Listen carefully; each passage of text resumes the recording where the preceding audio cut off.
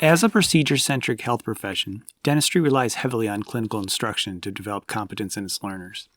While there are several techniques described in the literature, two of the most popular are the 1-minute preceptor and the S.N.A.P.S techniques. While both have advantages, we'll focus on a version of the S.N.A.P.S method.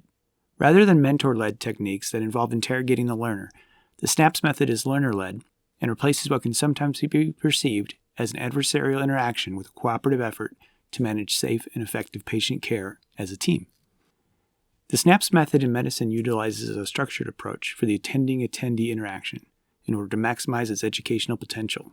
Since medical and dental encounters differ in the time spent diagnosing versus time spent performing active treatment for patients, I prefer a version of the S.N.A.P.S protocol which I feel is more relevant to graduate dental education. The S.N.A.P.S method begins as residents will summarize the findings. This step is when the resident will describe the patient's chief complaint, any contributory medical and dental history, the results of any clinical diagnostic tests, and a description of any relevant radiographic images. The next step is for the resident to narrow down to 2 to 3 possibilities. While in medicine these possibilities are most likely to be a collection of differential diagnoses, in dental education a more flexible interpretation could include narrowing down potential etiologies, treatment plans, or different clinical treatment strategies.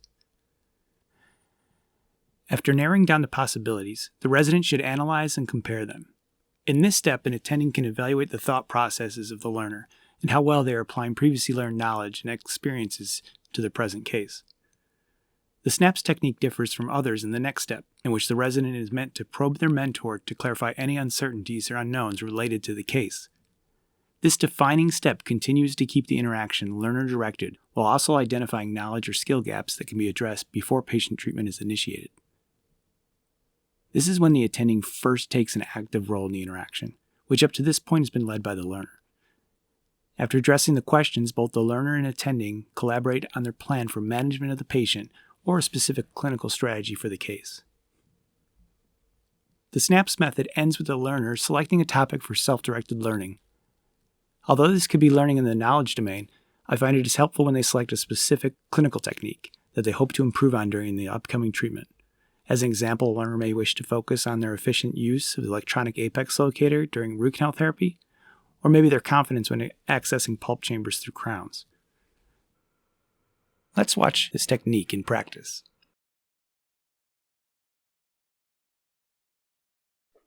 My patient is a 41-year-old male. He's ASA class 1, doesn't take any medications. He's currently asymptomatic. He had previously treated number 29 with 2 canals that were obturated and a post and crown. And as you can see, he has a pretty large radiolucency in the PA, and the CBCT showed a 5 by 5 by 5 millimeter area that we're assuming is a periapical granuloma. So the diagnosis is previously treated asymptomatic apical periodontitis. Today I am going to start the retreat. So I'm going to access through the crown and then remove the post. I think I have a couple options for removing the post. The first would be a round burr, and the second would be ultrasonics. So with the round burr, I'm a lot more comfortable. I've had more experience, but the ultrasonics I know can be a lot more conservative, so that's what I'm leaning towards. I am wondering if I get in there with the ultrasonic and I'm not seeming to make much progress, at what point do I come up with an alternative, and then also what would my next steps be? Yeah, so I mean, when you watch videos online, it always shows them fly out after you use the ultrasonic on it, but more likely than not, it won't. But the goal with ultrasonic is to go ahead and break up the cement that's there and hopefully make one of your other methods more effective. So in this particular case, I think if I wasn't able to get it to come out just from counterclockwise with the ultrasonic, I'd probably go to use the Ruddle post removal kit. And what you do is you use the ultrasonic still, but then you will screw in the Ruddle post removal kit. And I'll kind of show you how that's done. Okay. There's also different instruments besides the ultrasonics. There's rotosonics or rotopro burrs. Those can sometimes be effective when that's not. Okay, so what we'll do is we'll have you access through the crown, expose the post.